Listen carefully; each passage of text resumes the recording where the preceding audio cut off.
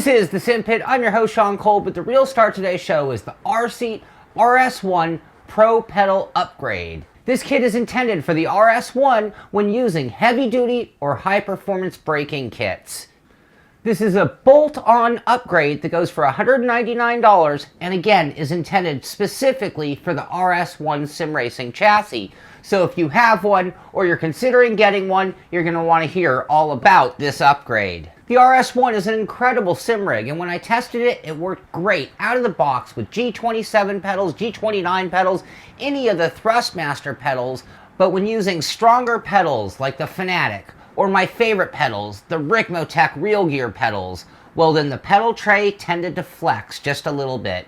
Not to the point of annoyance, but enough to be noticeable. Now the RSeat RS1 Pro Petal Upgrade Kit is made of laser cut steel that is then powder coated in 4 different color combos: black, black and red, white, and white and red. There are 3 main parts to the upgrade: an adjustable angle pedal base, a set of sliders for easy adjustment, and then the mounting layer, and that is how it connects to the RS1 chassis. This assembly replaces the original pedal assembly of the RS1. This is a very heavy or beefy upgrade, and it will add an additional 33 pounds to the chassis. The pedal tray comes pre-drilled and is compatible with over 16 different models of pedals available. And for those with custom pedals, the overall mounting plate is 14.7 inches or 374 millimeters tall by 14.3 or 363 millimeters wide. The installation of the upgrade is fairly simple, and all of the instructions are actually at the RSeat website for you to download in PDF format.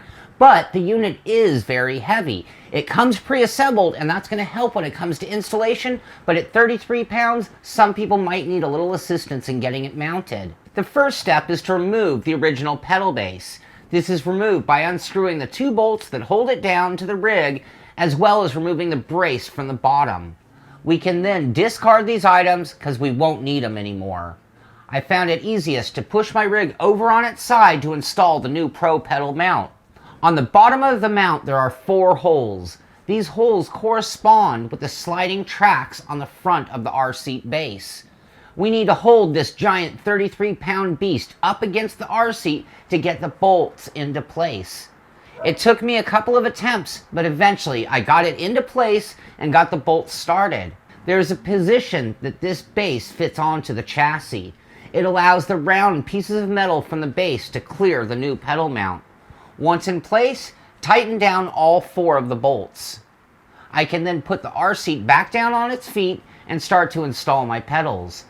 The Ricmotech pedals are not on that list by RSeat, but they should be, because they actually fit in the channels intended for Logitech pedals, and that allows for left and right adjustment.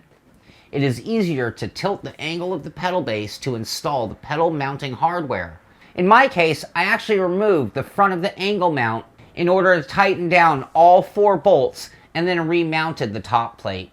Once you are satisfied with the angle, you can tighten down the top tray and you are all installed. Before we get down to driving on the Pro Petal upgrade, let's talk about some of the adjustments that can be made.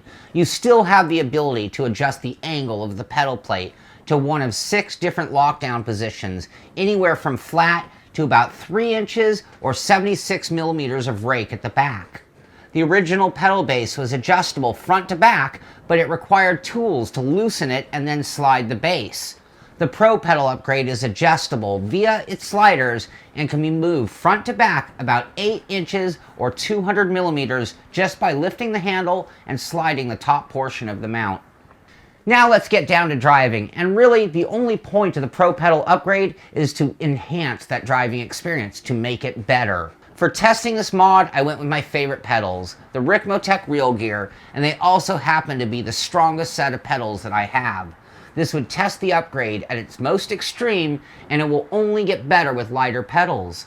I want to say that there was no flex. I want to say that it didn't move at all, but we are talking about a great amount of power in the human leg.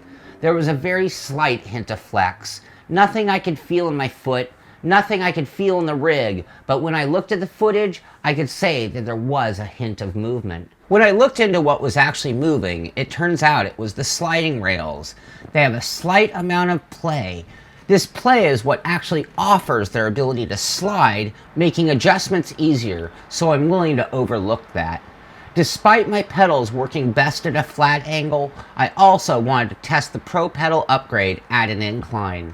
So I moved it up to the third hole and found that the upgrade was just as strong inclined as it was flat. No flex in the plate, no flex in the mount, but just the slightest hint of movement out of the rails and nothing that I noticed with my feet. But my problem was solved. The biggest flaw that I found on the RSeat rig was cured. This took the RSeat RS1 from one of my favorite recreational rigs and put it right into the group of pro racing rigs. When I think back to my original review of the RSeat and the very small list of concerns with the rig, the pedal flex is one of the bigger ones, and it is now cured with the Pro Petal upgrade. However, with an additional price of $200, it does come at a cost. So just to be very clear about what this upgrade does to the RSeat RS1 chassis, let's go ahead and break things down with the good, the not so good, and the bottom line, starting off with the good, and that there is now very little pedal flex. Adjustable angle, 6 lockdown positions. Adjustable front to back with ease. Pre-drilled for most pedal sets. More consistent braking. Looks natural on the sim rig, like it belonged there from the beginning. Pedals now move closer, better for shorter drivers. Very well built. And now on to the not so good, with the first one being that it is a very expensive upgrade. It's heavy. It adds weight to the sim rig. It's heavy. It's hard to install because of its weight. And now on to the bottom line. For those of you out there already running on an RS1 rig, if you're using Logitech pedals, if you're using Thrustmaster pedals, chances are you haven't even noticed any pedal flex whatsoever.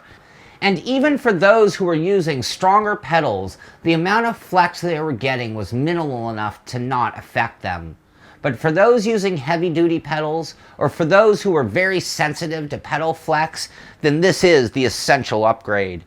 And when using a heavy set of pedals, it means that you're investing in your rig. You're demanding more from your rig, and this does come at a cost. For me, I have loved running in my RSeat so much that this upgrade is a no-brainer when it comes to increasing my enjoyment of the rig. Less flex equals more consistency and even technically even quicker braking. But for me, it was the visual difference. Not only does this look beefy, but it performs that way as well. No more looking down and seeing all that flex. It just gives me that much more confidence in my rig.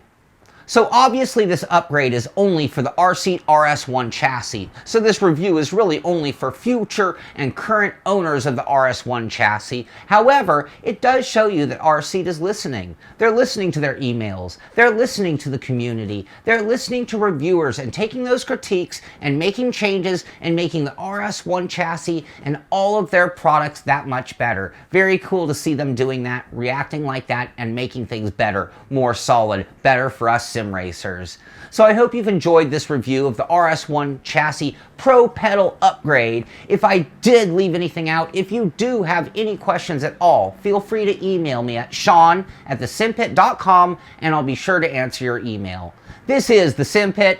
I'm Sean Cole, and I'll see you on the track.